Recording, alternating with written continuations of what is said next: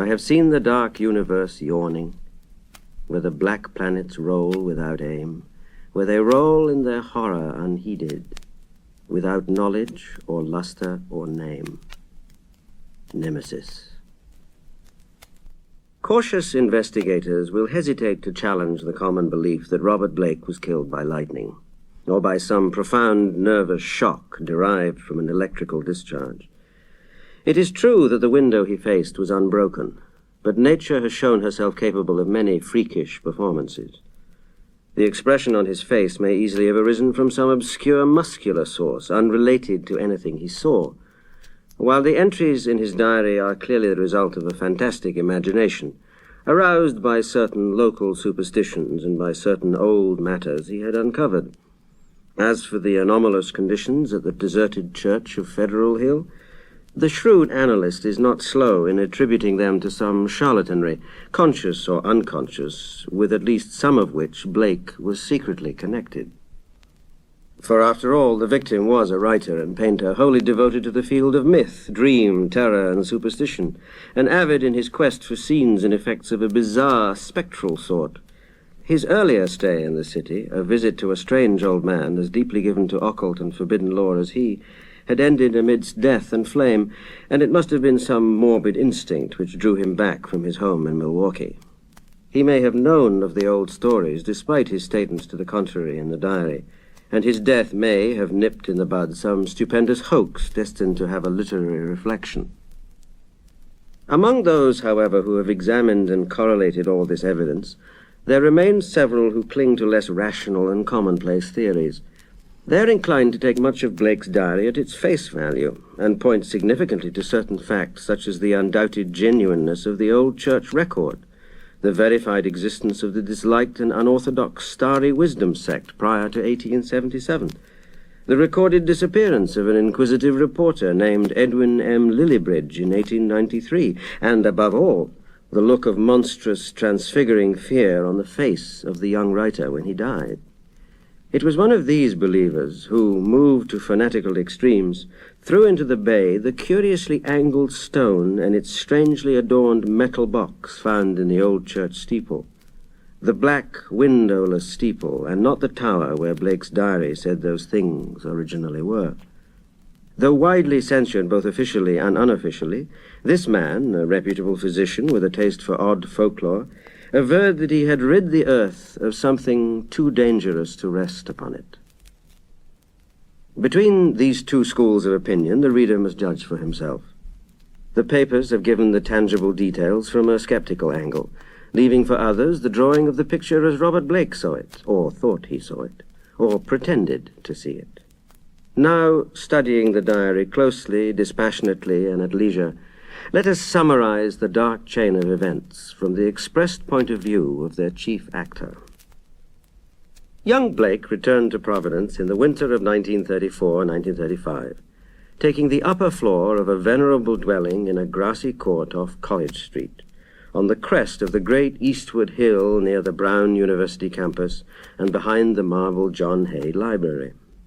It was a cozy and fascinating place, in a little garden oasis of village-like antiquity, where huge, friendly cats sunned themselves atop a convenient shed. The square Georgian house had a monitor roof, classic doorway with fan carving, small paned windows, and all the other earmarks of early 19th century workmanship. Inside were 6-panel doors, wide floorboards, a curving colonial staircase, white Adam period mantels, and a rear set of rooms 3 steps below the general level. Blake's study, a large southwest chamber, overlooked the front garden on one side, while its west windows, before one of which he had his desk, faced off from the brow of the hill and commanded a splendid view of the lower town's outspread roofs and of the mystical sunsets that flamed behind them. On the far horizon were the open countryside's purple slopes. Against these, some 2 miles away, rose the spectral hump of Federal Hill, bristling with huddled roofs and steeples, whose remote outlines wavered mysteriously, taking fantastic forms as the smoke of the city swirled up and enmeshed them. Blake had a curious sense that he was looking upon some unknown ethereal world, which might or might not vanish in dream if ever he tried to seek it out and enter it in person.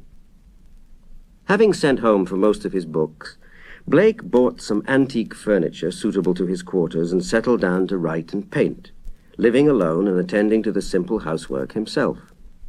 His studio was in a north attic room, where the panes of the monitor roof furnished admirable lighting. During the first winter, he produced 5 of his best-known short stories: The Burrower Beneath, The Stairs in the Crypt, Shag-Eye, In the Vale of Nath, and The Feaster from the Stars, and painted 7 canvases, studies of nameless, unhuman monsters and profoundly alien, non-terrestrial landscapes. At sunset, he would often sit at his desk and gaze dreamily off at the outspread west, the dark towers of Memorial Hall just below, the Georgian courthouse belfry, the lofty pinnacles of the downtown section, and that shimmering, spire-crowned mound in the distance, whose unknown streets and labyrinthine gables so potently provoked his fancy. From his few local acquaintances, he learned that the far-off slope was a vast Italian quarter, though most of the houses were remnant of older Yankee and Irish days. Now and then he would train his field glasses on that spectral, unreachable world beyond the curling smoke, picking out individual roofs and chimneys and steeples, and speculating upon the bizarre and curious mysteries they might house. Even with optical aid, Federal Hill seemed somehow alien, half fabulous, and linked to the unreal, intangible marvels of Blake's own tales and pictures. The feeling would persist long after the hill had faded into the violet lamp-starred twilight, and the courthouse floodlights and the red industrial trust beacon had blazed up to make the night grotesque. Of all the distant objects on Federal Hill, a certain huge, dark church most fascinated Blake. It stood out with especial distinctness at certain hours of the day, and at sunset the great tower and tapering steeple loomed blackly against the flaming sky. It seemed to rest on especially high ground, for the grimy facade and the obliquely seen north side with sloping roof and the tops of great pointed windows rose boldly above the tangle of surrounding ridgepoles and chimney pots. Peculiarly grim and austere, it appeared to be built of stone, stained and weathered with the smoke and storms of a century and more. The style, so far as the glass could show, was that earliest experimental form of Gothic revival, which preceded the stately Upjohn period and held over some of the outlines and proportions of the Georgian age.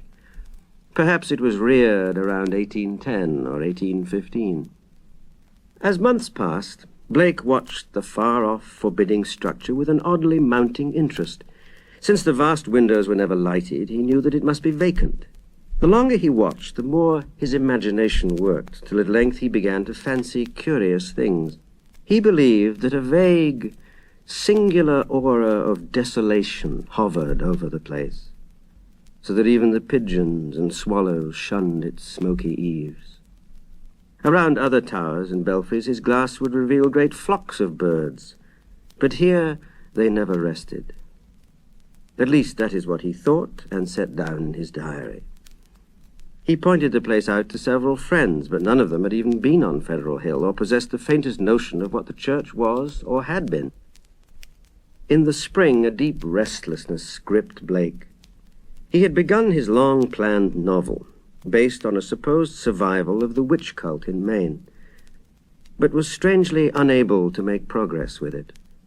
More and more he would sit at his westward window and gaze at the distant hill and the black, frowning steeple shunned by the birds. When the delicate leaves came out on the garden boughs, the world was filled with a new beauty, but Blake's restlessness was merely increased. It was then that he first thought of crossing the city and climbing bodily up that fabulous slope into the smoke-wreathed world of dream. Late in April, just before the eon-shadowed Walpurgis time, Blake made his first trip into the unknown. Plodding through the endless downtown streets and the bleak, decayed squares beyond, he came finally upon the ascending avenue of century-worn steps, sagging Doric porches and blear-paned cupolas, which he felt must lead up to the long-known, unreachable world beyond the mists. There were dingy blue and white street signs, which meant nothing to him, And presently he noted the strange, dark faces of the drifting crowds, and the foreign signs over curious shops in brown, decayed, weathered buildings. Nowhere could he find any of the objects he had seen from afar, so that once more he half fancied that the federal hill of that distant view was a dream world never to be trod by living human feet. Now and then a battered church facade or crumbling spire came in sight, but never the blackened pile that he sought. When he asked a shopkeeper about a great stone church, the man smiled and shook his head, though he spoke English freely. As Blake climbed higher, the region seemed stranger and stranger, with bewildering mazes of brooding brown alleys leading eternally off to the south. He crossed 2 or 3 broad avenues and once thought he glimpsed a familiar tower. Again he asked a merchant about the massive church of stone, and this time he could have sworn that the plea of ignorance was feigned. The dark man's face had a look of fear which he tried to hide, and Blake saw him make a curious sign with his right hand. Then, suddenly, a black spire stood out against the cloudy sky on his left, above the tiers of brown roofs lining the tangled southerly alleys. Blake knew at once what it was, and plunged toward it through the squalid, unpaved lanes that climbed from the avenue. Twice he lost his way, but he somehow dared not ask any of the patriarchs or housewives who sat on their doorsteps, or any of the children who shouted and played in the mud of the shadowy lanes. At last he saw the tower, plain against the southwest, and a huge stone bulk rose darkly at the end of an alley. Presently he stood in a wind-swept open square, quaintly cobblestoned with a high bank wall on the farther side. This was the end of his quest, for upon the wide, iron-railed, weed-grown plateau which the wall supported, a separate lesser world raised fully 6 feet above the surrounding streets, there stood a grim Titan bulk, whose identity, despite Blake's new perspective, was beyond dispute. The vacant church was in a state of great decrepitude.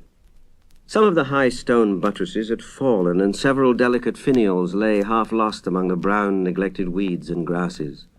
The sooty Gothic windows were largely unbroken, though many of the stone mullions were missing. Blake wondered how the obscurely painted panes could have survived so well, in view of the known habits of small boys the world over. The massive doors were intact and tightly closed. Around the top of the bank wall, fully enclosing the grounds, was a rusty iron fence whose gate, at the head of a flight of steps from the square, was visibly padlocked. The path from the gate to the building was completely overgrown. Desolation and decay hung like a pall above the place, and in the birdless eaves and black, ivyless walls, Blake felt a touch of the dimly sinister beyond his power to define. There were very few people in the square, but Blake saw a policeman at the northerly end and approached him with questions about the church.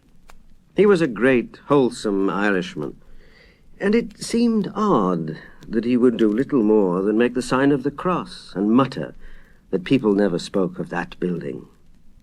When Blake pressed him, he said very hurriedly that the Italian priests warned everybody against it, vowing that a monstrous evil had once dwelt there and left its mark.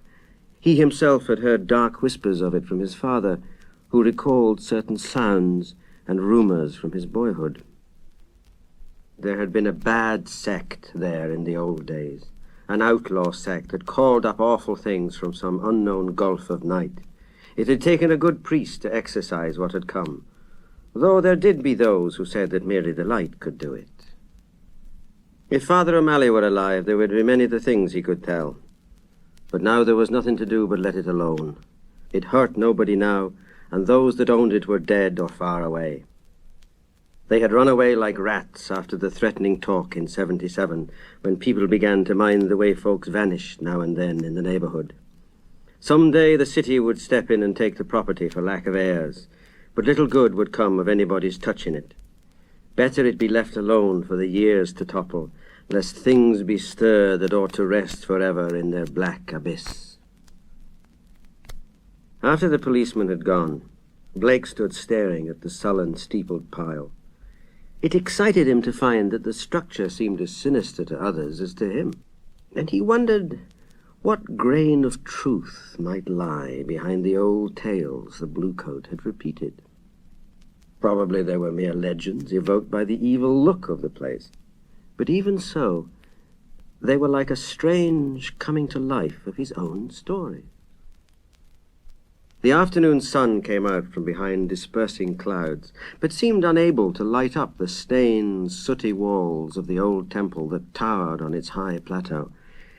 It was odd that the green of spring had not touched the brown, withered growths in the raised iron-fenced yard. Blake found himself edging nearer the raised area and examining the bank wall and the rusted fence for possible avenues of ingress. There was a terrible lure about the blackened fane, which was not to be resisted. The fence had no opening near the steps, but round on the north side were some missing bars. He could go up the steps and walk round on the narrow coping outside the fence till he came to the gap. If the people feared the place so wildly, he would encounter no interference.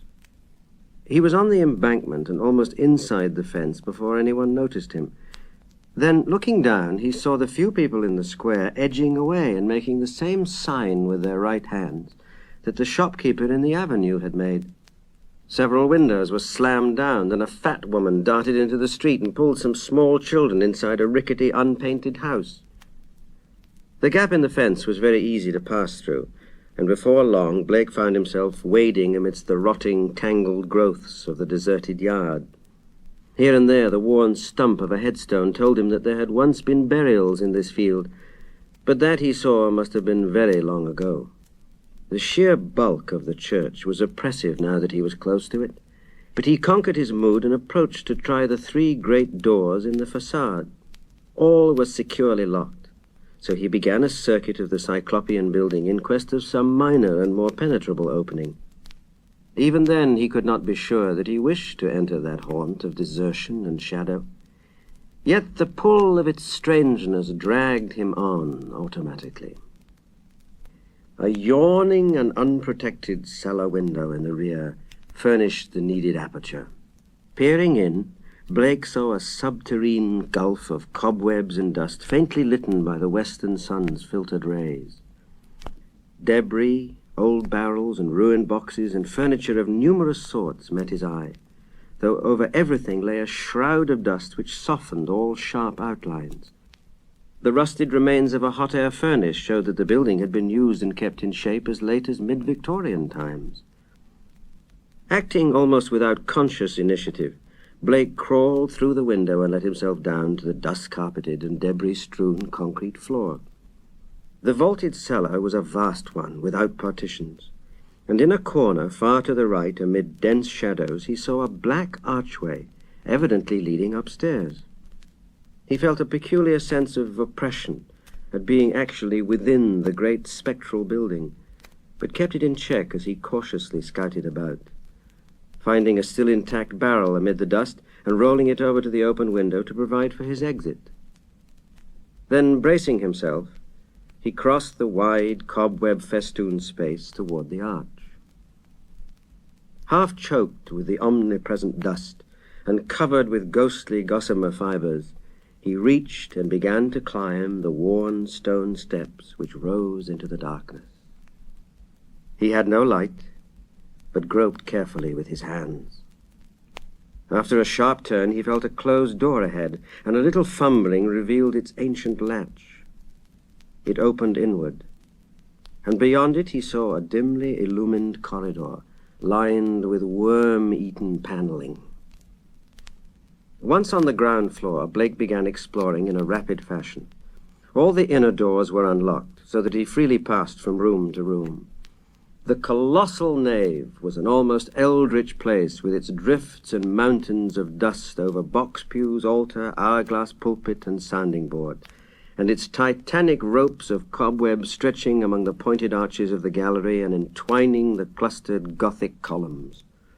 Over all this hushed desolation played a hideous leaden light as the declining afternoon sun sent its rays through the strange half-blackened panes of the grape apsidal windows. The paintings on those windows were so obscured by soot that Blake could scarcely decipher what they had represented. but from the little he could make out, he did not like them. The designs were largely conventional, and his knowledge of obscure symbolism told him much concerning some of the ancient patterns.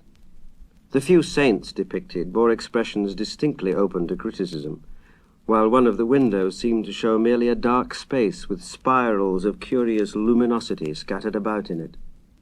Turning away from the windows, Blake noticed that the cobwebbed cross above the altar was not of the ordinary kind, but resembled the primordial Ankh, or Crux Ansata of shadowy Egypt. In a rear vestry room beside the apse, Blake found a rotting desk and ceiling-high shelves of mildew-disintegrating books. Here, for the first time, he received a positive shock of objective horror, for the titles of those books told him much. They were the black, forbidden things which most sane people have never even heard of, or have heard of only in furtive, timorous whispers. The banned and dreaded repositories of equivocal secret and immemorial formulae which have trickled down the stream of time from the days of man's youth and the dim, fabulous days before man was. He had himself read many of them. A Latin version of the abhorred Necronomicon, the sinister Liber Ivonis, the infamous Kult des Ghouls of Comte de Lette, the Unaussprechlichen Kulten of von Junst, and old Ludwig Prin's hellish De Vermis Mysteriis.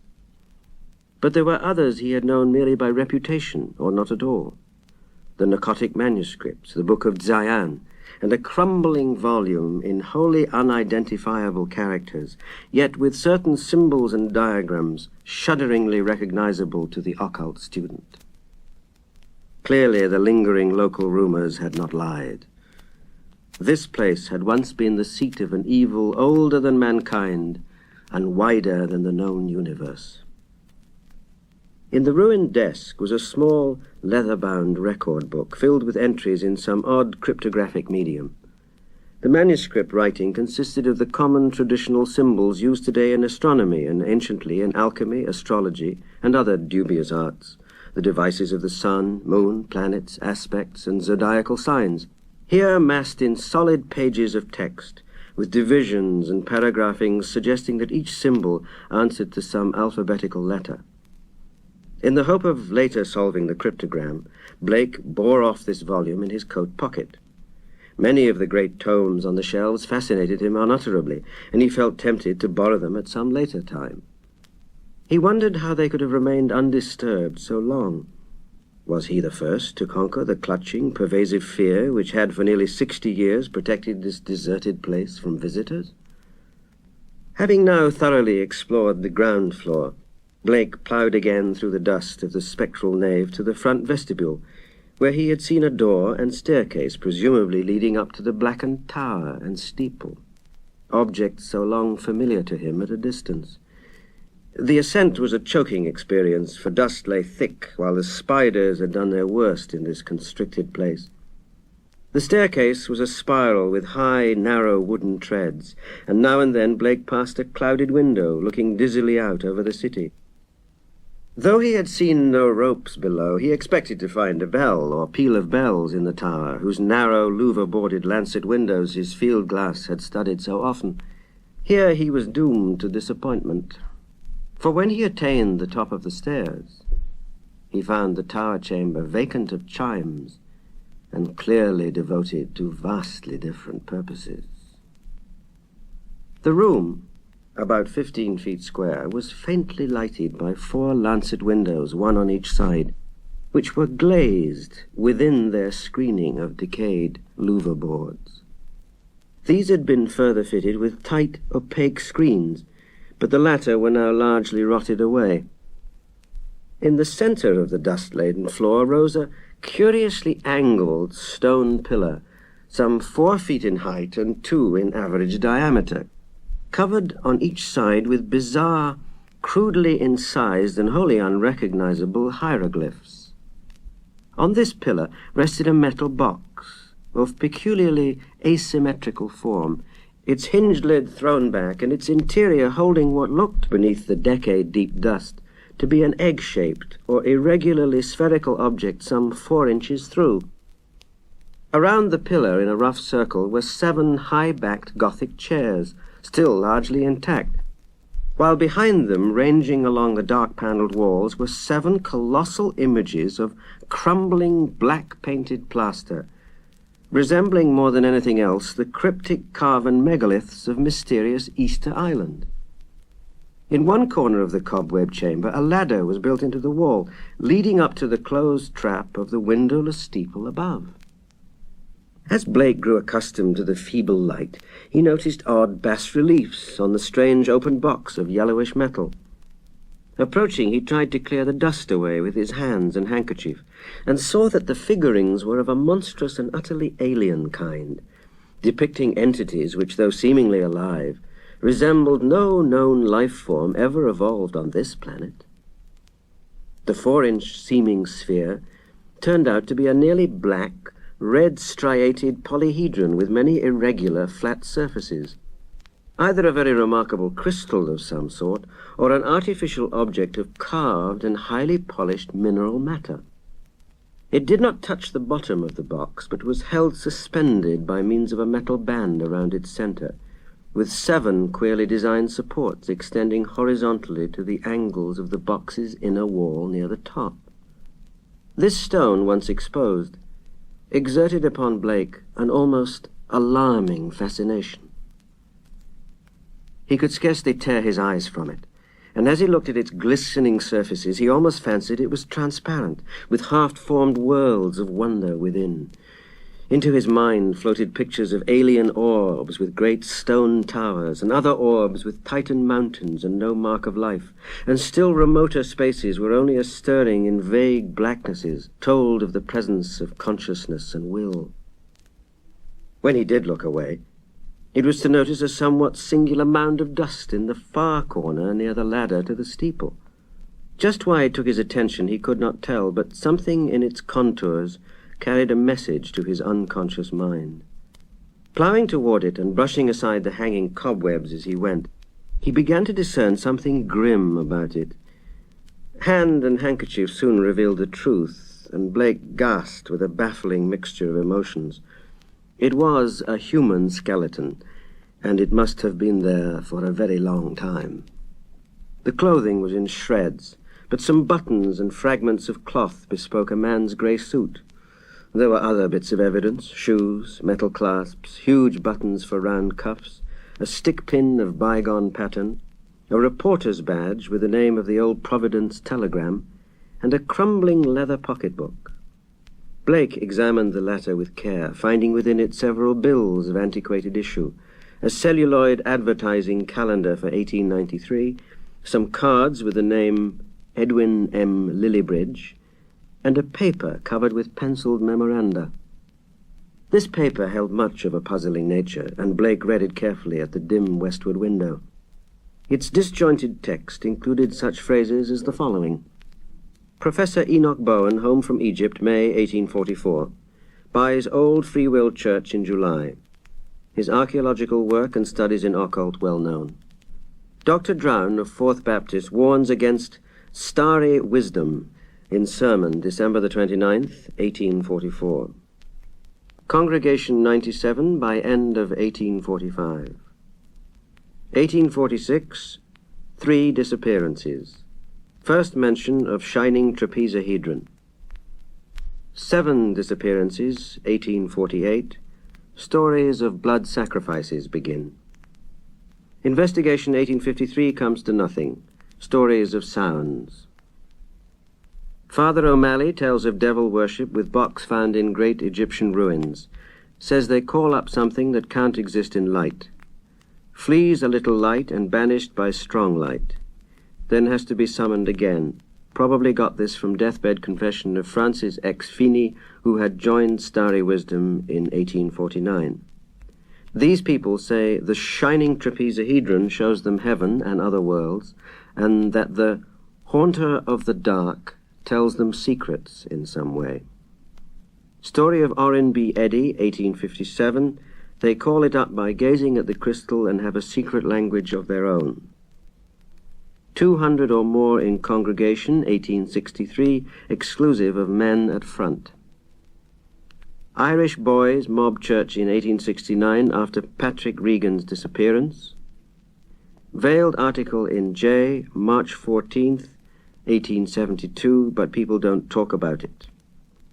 6 disappearances, 1876, secret committee calls on Mayor Doyle. Action promised February 1877, church closes in April.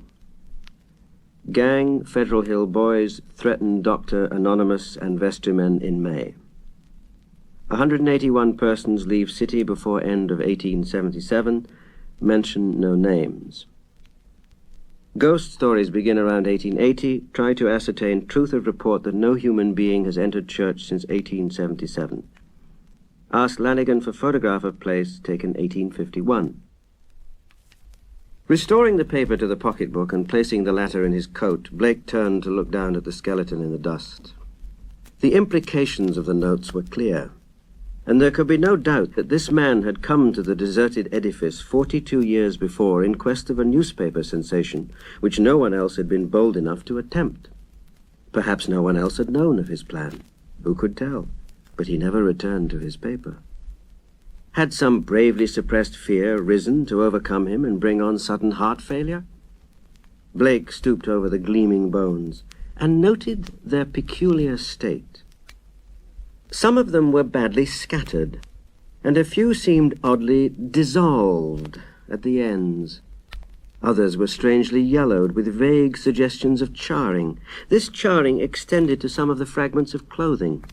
The skull was in a very peculiar state, stained yellow and with a charred aperture in the top, as if some powerful acid had eaten through the solid bone.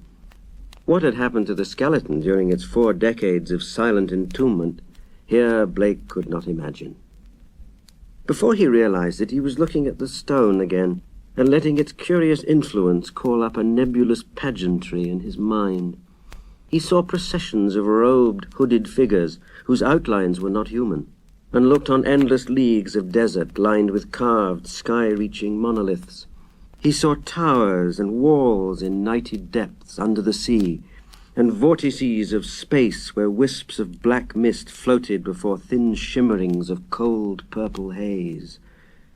And beyond all else he glimpsed an infinite gulf of darkness, where solid and semi-solid forms were known only by their windy stirrings, and cloudy patterns of force seemed to superimpose order on chaos and hold forth a key to all the paradoxes and arcana of the worlds we know.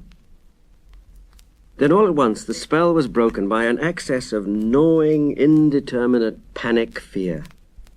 Blake choked and turned away from the stone, conscious of some formless alien presence close to him and watching him with horrible intentness.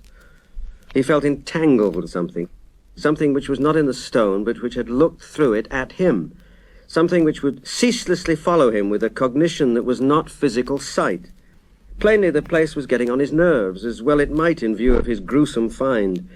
The light was waning too, and since he had no illuminant with him, he knew he would have to be leaving soon. It was then in the gathering twilight that he thought he saw a faint trace of luminosity in the crazily angled stone. He had tried to look away from it, but some obscure compulsion drew his eyes back. Was there a subtle phosphorescence of radioactivity about the thing? What was it that the dead man's notes had said concerning a shining trapezohedron? What anyway was his abandoned lair of cosmic evil? What had been done here, and what might still be lurking in the bird-shunned shadows? It seemed now as if an elusive touch of feta had risen somewhere close by, though its source was not apparent. Blake seized the cover of the long-opened box and snapped it down. It moved easily on its alien hinges and closed completely over the unmistakably glowing stone. At the sharp click of that closing, a soft stirring sound seemed to come from the steeple's eternal blackness overhead, beyond the trapdoor. Rats, without question, the only living thing to reveal their presence in this accursed pile since he had entered it. And yet, that stirring in the steeple frightened him horribly, so that he plunged almost wildly down the spiral stairs, across the ghoulish nave into the vaulted basement, out amidst the gathering dusk of the deserted square and down through the teeming, fear-haunted alleys and avenues of Federal Hill towards the sane central streets and the home-like brick sidewalks of the college district. During the days which followed, Blake told no one of his expedition. Instead, he read much in certain books, examined long years of newspaper files downtown, and worked feverishly at the cryptogram in that leather volume from the cobwebbed vestry room. The cipher, he soon saw, was no simple one, and after a long period of endeavor, he felt sure that its language could not be English, Latin, Greek, French, Spanish, Italian, or German. Evidently, he would have to draw upon the deepest wells of his strange erudition. Every evening, the old impulse to gaze westwards returned, and he saw the black steeple as of yore amongst the bristling roofs of a distant and half-fabulous world. But now it held a fresh note of terror for him. He knew the heritage of evil lore it masked, and with the knowledge his vision ran riot in queer new ways. The birds of spring were returning, and as he watched their sunset flights, he fancied they avoided the gaunt, lone spire as never before. When a flock of them approached it, he thought they would wheel and scatter in panic confusion, and he could guess at the wild twitterings which failed to reach him across the intervening miles. It was in June that Blake's diary told of his victory over the cryptogram. The text was, he found, in the dark Aklo language used by certain cults of evil antiquity and known to him in a halting way through previous researches. The diary is strangely reticent about what Blake deciphered, but he was patently awed and disconcerted by his results.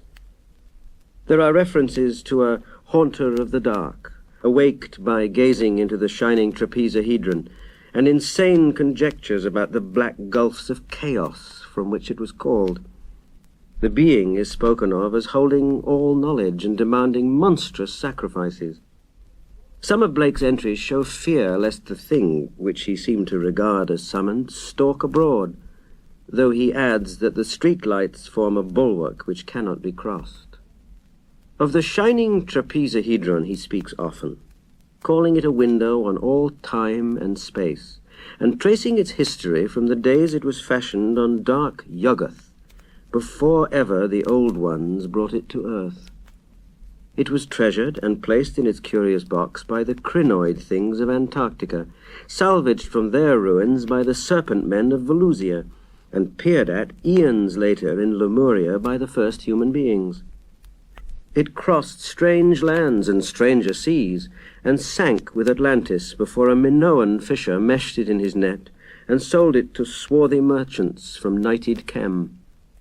The pharaoh Nephren-Ka built around it a temple with a windowless crypt, and did that which caused his name to be stricken from all monuments and records. Then it slept in the ruins of that evil fane which the priests and the new pharaoh destroyed, till the delver's spade once more brought it forth to curse mankind. Early in July, the newspapers oddly supplement Blake's entries, though in so brief and casual a way that only the diary has called general attention to their contribution. It appears that a new fear had been growing on Federal Hill since a stranger had entered the dreaded church. The Italians whispered of unaccustomed stirrings and bumpings and scrapings in the dark windowless steeple, and called on their priests to banish an entity which haunted their dreams. Something, they said, was constantly watching at a door to see if it were dark enough to venture forth. Press items mentioned the long-standing local superstitions, but failed to shed much light on the earlier background of the horror. It was obvious that the young reporters of today are no antiquarians. In writing of these things in his diary, Blake expresses a curious kind of remorse, and talks of the duty of burying the shining trapezahedron and of banishing what he had evoked by letting daylight into the hideous jutting spire. At the same time, however, he displays the dangerous extent of his fascination, and admits a morbid longing, pervading even his dreams, to visit the accursed tower and gaze again into the cosmic secrets of the glowing stone. Then something in the journal on the morning of July the 17th threw the diarist into a veritable fever of horror. It was only a variant of the other half-humorous items about the Federal Hill restlessness, but to Blake it was something very terrible indeed. In the night, a thunderstorm had put the city's lighting system out of commission for a full hour, and in that black interval, the Italians had nearly gone mad with fright. Those living near the dreaded church had sworn that the thing in the steeple had taken advantage of the street lamp's absence and had gone down into the body of the church, flopping and bumping around in a viscous, altogether dreadful way. Towards the last, it had bumped up to the tower, where there were sounds of the shattering of glass. It could go wherever the darkness reached, but light would always send it fleeing. When the current blazed on again, there had been a shocking commotion in the tower, for even the feeble light trickling through the grime-blackened, louver-boarded windows was too much for the thing. It had bumped and slithered up into its tenebrous steeple just in time, for a long dose of light would have sent it back into the abyss whence the crazy stranger had called it. During the dark hour, praying crowds had clustered round the church in the rain with lighted candles and lamps, somehow shielded with folded paper and umbrellas, a guard of light to save the city from the nightmare that stalks in darkness. Once, those nearest the church declared, the outer door had rattled hideously. But even this was not the worst. That evening in the bulletin, Blake read of what the reporters had found. Aroused at last to the whimsical news value of the scare, a pair of them had defied the frantic crowds of Italians and crawled into the church through the cellar window after trying the doors in vain. They found the dust of the vestibule and of the spectral nave ploughed up in a singular way, with pits of rotted cushions and satin pew linings scattered curiously around. There was a bad odour everywhere, and here and there were bits of yellow stain and patches of what looked like charring. Opening the door to the tower and pausing a moment at the suspicion of a scraping sound above, they found the narrow spiral stairs wiped roughly clean. In the tower itself, a similarly half-swept condition existed. They spoke of the heptagonal stone pillar, the overturned Gothic chairs, and the bizarre plaster images, though strangely enough the metal box and the old mutilated skeleton were not mentioned. What disturbed Blake the most, except for the hints of stains and charring and bad odours, was the final detail that explained the crashing glass. Every one of the tower's lancet windows was broken, and 2 of them had been darkened in a crude and hurried way by the stuffing of satin pew linings and cushion horsehair into the spaces between the slanting exterior louver boards. More satin fragments and bunches of horsehair lay scattered around the newly swept floor, as if someone had been interrupted in the act of restoring the tower to the absolute blackness of its tightly curtained days. Yellowish stains and charred patches were found on the ladder to the windowless spire, but when a reporter climbed up, opened the horizontally sliding trapdoor and shot a feeble flashlight beam into the black and strangely fetid space, he saw nothing but darkness and a heterogeneous litter of shapeless fragments near the aperture. The verdict, of course, was charlatanry.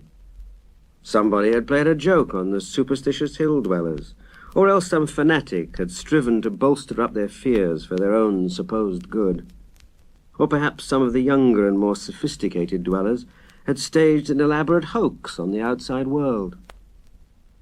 There was an amusing aftermath when the police sent an officer to verify the reports. 3 men in succession found ways of evading the assignment, and the 4th went very reluctantly and returned very soon without adding to the account given by the reporters. From this point onwards, Blake's diary shows a mounting tide of insidious horror and nervous apprehension. He upbraids himself for not doing something and speculates wildly on the consequences of another electrical breakdown. It has been verified that on 3 occasions during thunderstorms, he telephoned the electric light company in a frantic vein and asked that desperate precautions against a lapse of power be taken.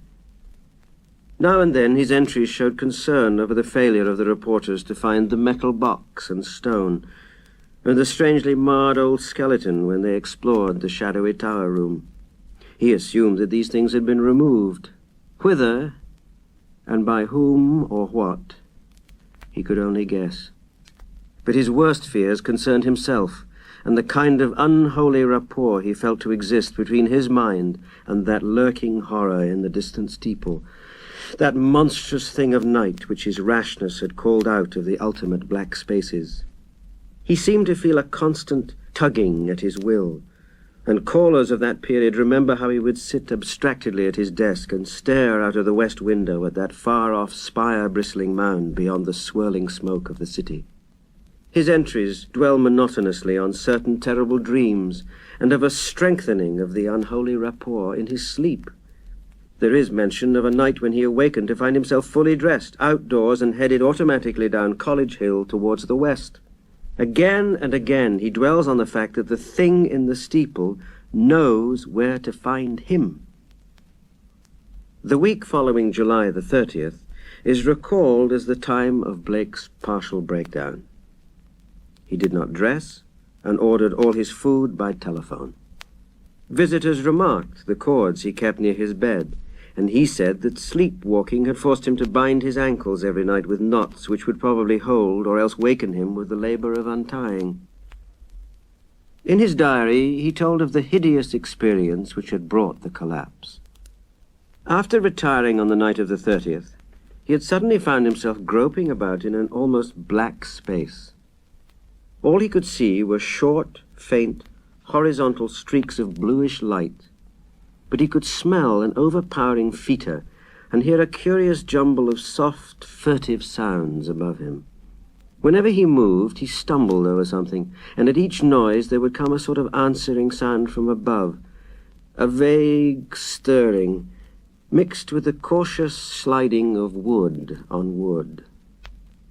Once his groping hands encountered a pillar of stone with a vacant top, whilst later he found himself clutching the rungs of a ladder built into the wall and fumbling his uncertain way upwards towards some region of intenser stench where a hot, searing blast beat down against him. Before his eyes a kaleidoscopic range of phantasmal images played, all of them dissolving at intervals into the picture of a vast, unplumbed abyss of night, wherein whirled suns and worlds of an even profounder blackness. He thought of the ancient legends of ultimate chaos, at whose center sprawls the blind idiot god Azathoth, lord of all things, encircled by his flopping horde of mindless and amorphous dancers, and lulled by the thin, monotonous piping of a demoniac flute held in nameless paws. Then a sharp report from the outer world broke through his stupor and roused him to the unutterable horror of his position. What it was, he never knew. Perhaps it was some belated peal from the fireworks heard all summer on Federal Hill, as the dwellers hail their various patron saints or the saints of their native villages in Italy. In any event, he shrieked aloud, dropped frantically from the ladder, and stumbled blindly across the obstructed floor of the almost lightless chamber that encompassed him. He knew instantly where he was, and plunged recklessly down the narrow spiral staircase, tripping and bruising himself at every turn. There was a nightmare flight through a vast cobweb nave whose ghostly arches reached up to realms of leering shadow, a sightless scramble through a littered basement, a climb to regions of air and streetlights outside, and a mad racing down a spectral hill of gibbering gables, across a grim, silent city of tall black towers and up the steep eastward precipice to his own ancient door. On regaining consciousness in the morning, he found himself lying on his study floor, fully dressed. Dirt and cobwebs covered him, and every inch of his body seemed sore and bruised. When he faced the mirror, he saw that his hair was badly scorched, while a trace of strange, evil odor seemed to cling to his upper-outer clothing. It was then that his nerves broke down.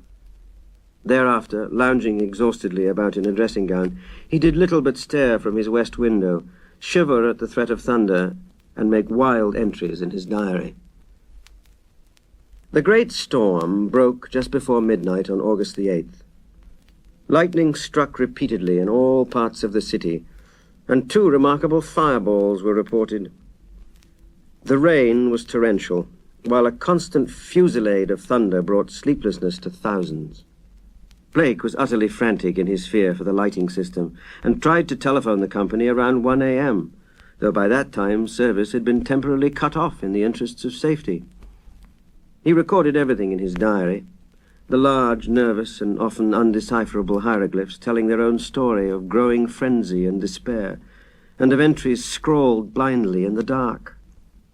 He had to keep the house dark in order to see out of the window, and it appeared that most of his time was spent at his desk, peering anxiously through the rain across the glistening miles of downtown roofs, at the constellation of distant lights marking Federal Hill.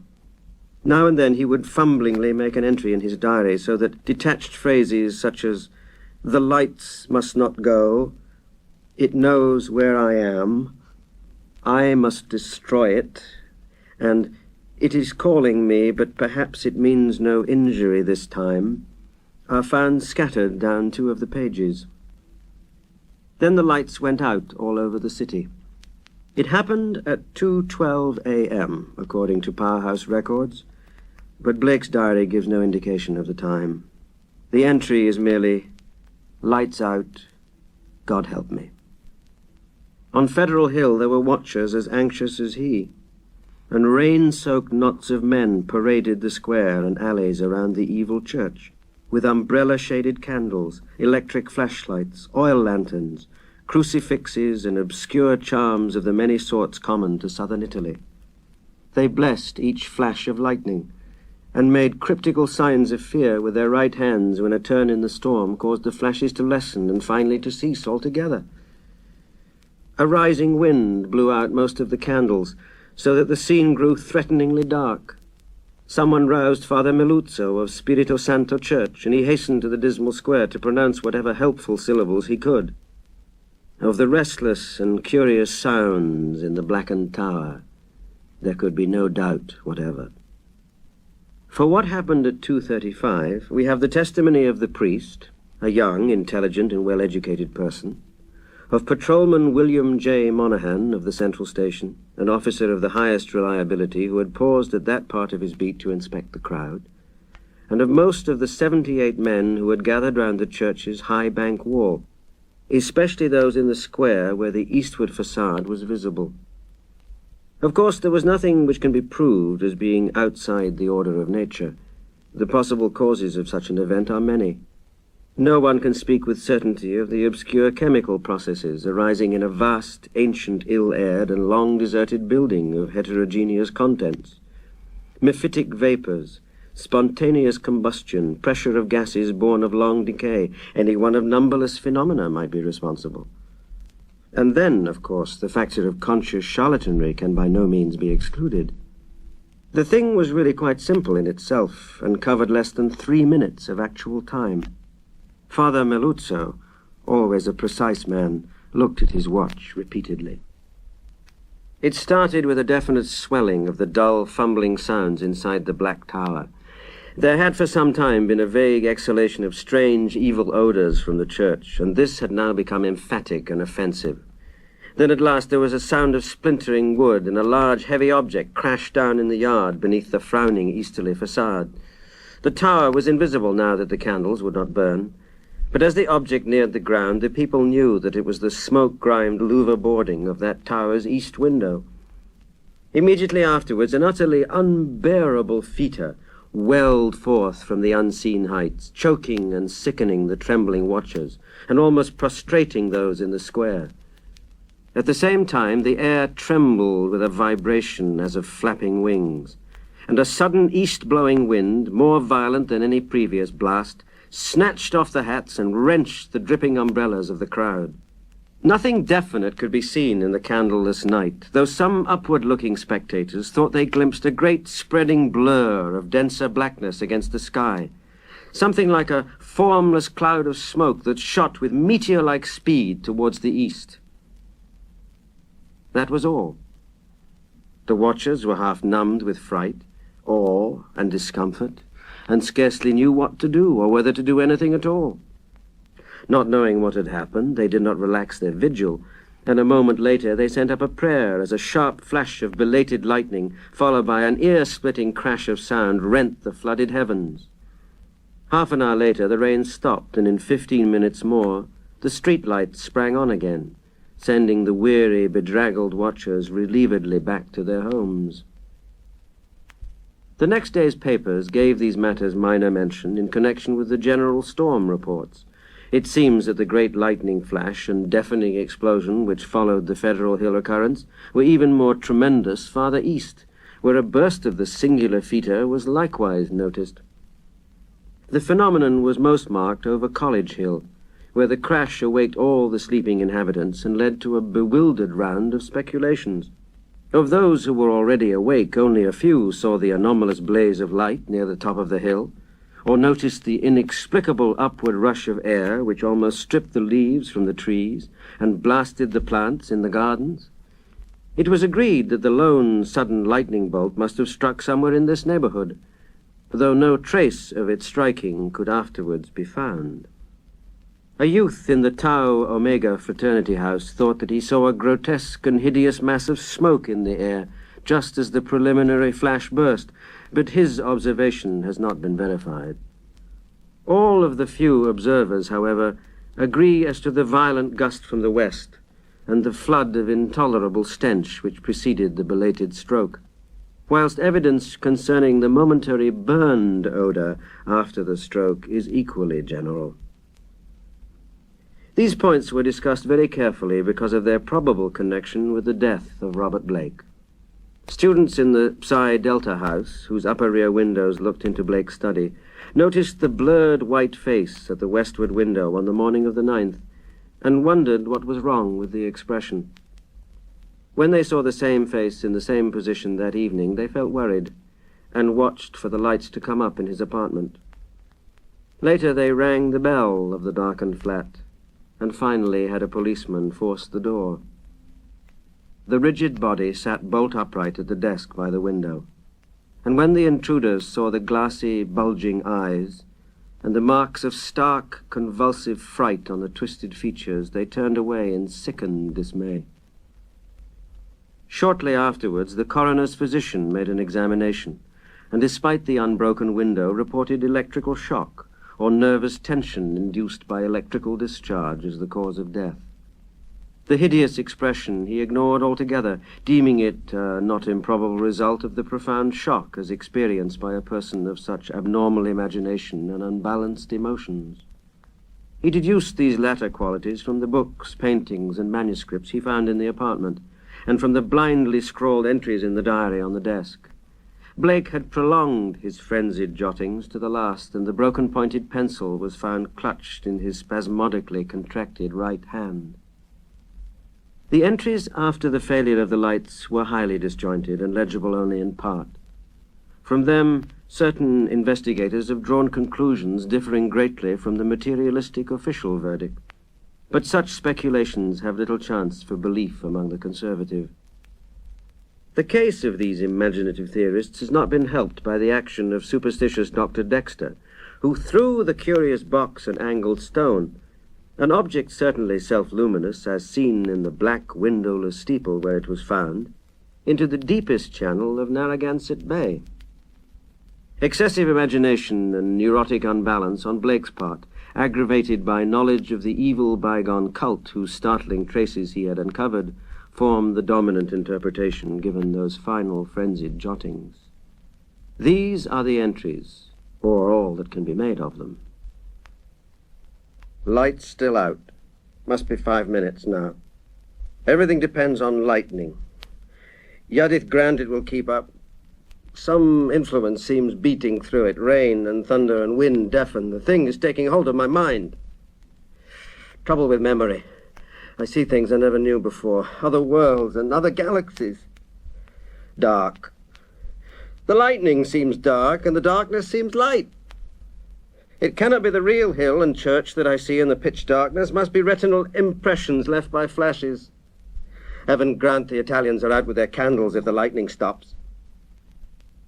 What am I afraid of? Is it not an avatar of Nyarlathotep, who in antique and shadowy Kem even took the form of man? I remember Yoggoth, and even more distant Shagai and the ultimate void of the Black Planets. A long, winging flight through the void. Cannot cross the universe of light. Recreated by the thoughts caught in the shining trapezohedron. Send it through the horrible abysses of radiance. My name is Blake, Robert Harrison Blake, of 620 Knapp Street, Milwaukee, Wisconsin. I am on this planet. As a thought of mercy, the lightning no longer flashes. Horrible. I can see everything with a monstrous sense that is not sight. Light is dark, and dark is light. Those people on the hill guard candles and charms. They're priests. Sense of distance gone. Far is near and near is far. No light, no glass. See the steeple, that tower window. Can hear Roderick Usher. Mad or going mad. The thing is stirring and fumbling in the tower. I am it, and it is I. I want to get out. Must get out and unify the forces. It knows where I am. I am Robert Blake. But I see the tower in the dark. There is a monstrous odor. Senses transfigured. Boarding at that tower window is cracking, giving way.